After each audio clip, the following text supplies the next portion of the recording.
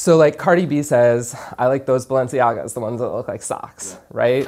I like those Balenciagas, the ones that look like socks. Wish you could have the shoes that look like socks? Well, if you don't want to spend $770, you can head over to Zara and get something pretty similar for about 60 bucks.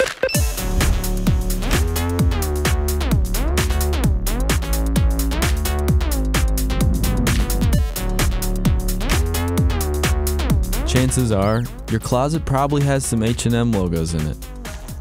H&M isn't alone. Retailers like Zara, Forever 21, Fashion Nova, Uniqlo, and so many more all fit the definition of fast fashion. The fashion industry is one of the largest industries in the world, and it's growing. Why is it so easy to buy cheap clothes at stores like H&M? Well, it turns out part of that irresistibility is in our brain chemistry.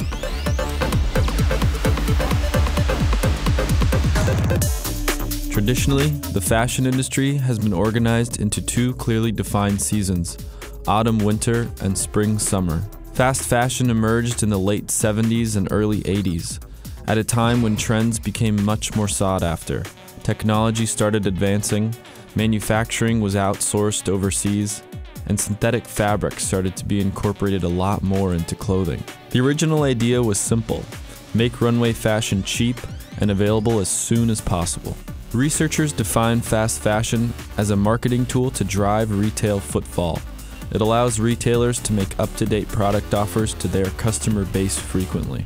Retailers create demand with a constant flood of new items. Fast fashion functions like this. Designers travel to fashion shows and closely monitor platforms like Instagram, then immediately send off photos to get modeled. Materials get sourced and made overseas, stores get stocked, and H&M can do this process all internally and all under a week. The only way fast fashion can turn a profit is if they sell a ton of clothes, which they do. H&M's yearly sales in 2017 were $25 billion, and their CEO's net worth is $1.9 billion. In order for consumers to return and keep purchasing, the clothes need to be cycled through quickly rather than invested in for long-term wear. It is for immediate consumption. It is to capture the look of the moment. It is not to linger in the wardrobe. So, back to Cardi B and the shoes that look like socks.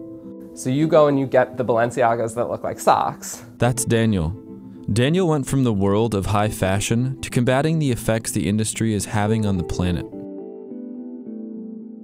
Everything is made from textile waste, and all of the other products in the store are made from recycled materials. So you go and you get the Balenciagas that look like socks, and it's only making money for the brand and the endorser. It's not functioning the way it used to, which was to buy into a brand because of the value or the quality. It's buying into a trend to make money. Following trends is a uniquely human trait, and fast fashion retailers know that. That's why when you go into an H&M, all the designs seem new and freshly updated. Unfortunately, it's impossible to ignore what's going on behind the scenes. Over the past few decades, fast fashion retailers have been accused of exploiting developing countries for cheap labor, cheap materials, and poor regulation of working conditions. In 2018, the rights group Global Labor Justice released a report detailing allegations of threats and abuse at Asian factories that supply clothes for Gap and H&M. In a statement, H&M said, "This report clearly shows the need of continuously addressing these issues. The empowerment of women economically and socially is a way to prevent gender-based violence. Our position is very clear, and we actively support such a development within the global textile industry. We do this by working to enable freedom of association, strengthening workers' voices, and the right to join or form a trade union, as well as bargain collectively." So, why does this keep happening almost every year? The bigger issue, I think, for fast fashion is that you have factories, suppliers, subcontractors, sub-subcontractors. And so the question is, when you look at a global supply chain, how can a major brand know that the laws in a local jurisdiction are being respected? That's the bigger problem. Combine a poor ability to regulate working conditions and synthetic materials, and you can start to understand how a t-shirt can cost so little. The problem is, our brains have a really difficult time looking past the slashed price tag. A study done by researchers at Carnegie Mellon revealed that subjects who were presented items at discounted prices revealed reactions in 3 parts of the brain. When you consider buying something, the brain gets pleasure from anticipating a new item, but also experiences pain when considering the loss of money. However, when the price is low, there is almost no pain. So while it may feel good to get deals at H&M, the low prices help us forget the frequent news headlines. And in the end, we're already thinking about what we need next. Naturally, this year-long shopping season is creating a lot of waste. The culture of trendy fashion leaves 14 million tons of textile waste in landfills each year. It's impossible for an entire item of clothing to be completely made from start to finish for the prices that things are sold for. It changes the consumer's perspective on the value of things, so it makes things that have a healthy value and a healthy appreciation for themselves exclusionary.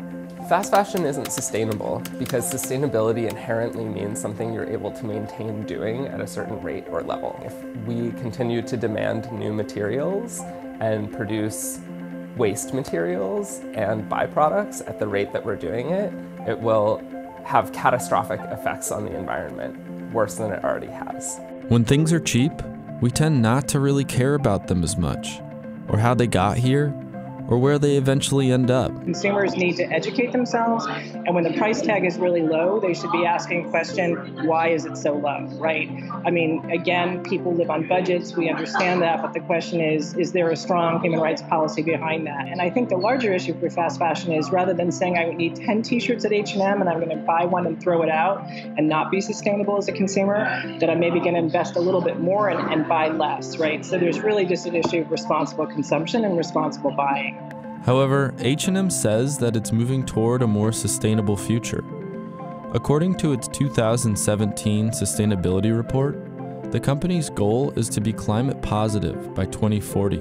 So what does this mean? Well, for starters, it hopes to use 100% recycled or other sustainably sourced materials by 2030 and move to a toxic-free fashion future. When asked for a statement, H&M directed me to its sustainability blog, which provides frequent updates on its efforts. So, what next? Well, at the risk of sounding cliché, real change comes first from the individual. But if you're like me, it's pretty hard to justify spending $100 on a white t-shirt. With all things considered, it's up to consumers to choose what businesses they want to support.